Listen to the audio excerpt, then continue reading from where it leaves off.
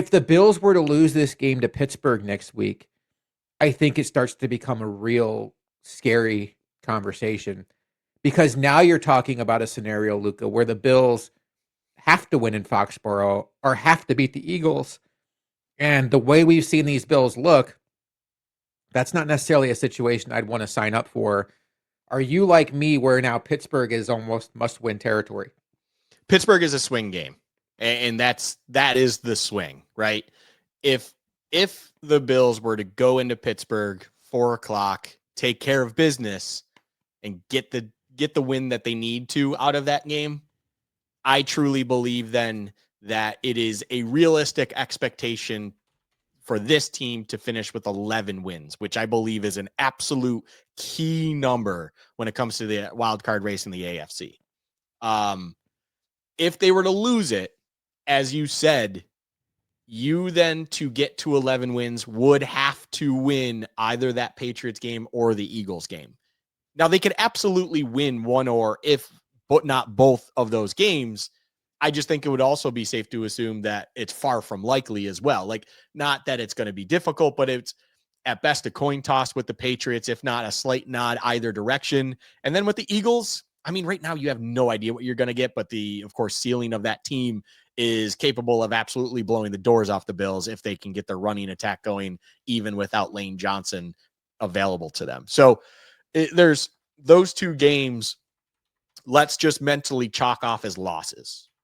So from there, let's also set aside the Steelers game. Your other three games are home to the Bengals, at the Browns, home to the Jets to close out the season. I'd like to believe Bengals, even with Joe Burrow, I'm going to guess that Joe Burrow wouldn't be at a true 100%, of course. I would like to believe that this team is capable of winning that one. That, and then the Browns and Jets games, I mean, you can't, as great as that Browns defense is, and Myles Garrett's going to probably already have broken the sack record by the time that game shows up. If it's Shedeur, if it's Dylan Gabriel, I don't give. Right. If it's the reincarnation of Bernie Kosar in his prime, you can't be losing that game. And so that Steelers game, by the way, if you're doing the math here, as the Bills are 7-4, that Steelers game goes from 10-7 if you win it, or if you lose it, to winning it in 11-6. You hit that 11 number, you move on with your life. It's for what it's worth. When you look at the Jags, when you look at the Chargers, you look, I see you just saw that. Yeah. Stafford's just absolutely dialed right now. You look at the Jags, you look at the Chargers, and you look at the Chiefs. Their schedules feel like projecting them all around that 10-11 win mark. So if the 11 mark is the top part of that projection, you hit that 11 wins. As you also referred to, you have the head-to-head already in your pocket with Kansas City. You mentioned the Ravens one's already in the back pocket. I'm also with you. I have many of reasons that I financially want to see the Ravens actually pull it out, as I did dip into that pool numerous times during the season.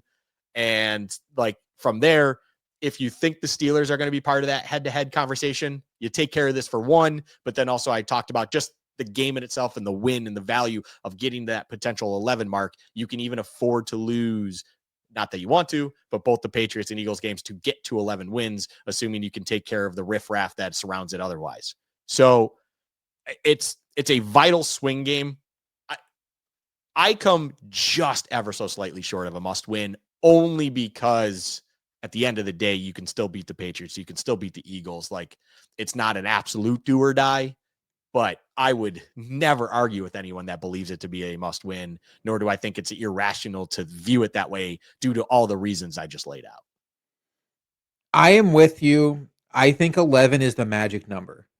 If you get to 11, considering you have wins over Kansas City, I do think that would come with a win over either Pittsburgh.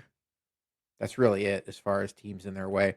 11, I think even if you get to 11 and you don't win the Pittsburgh game, I think you're home free.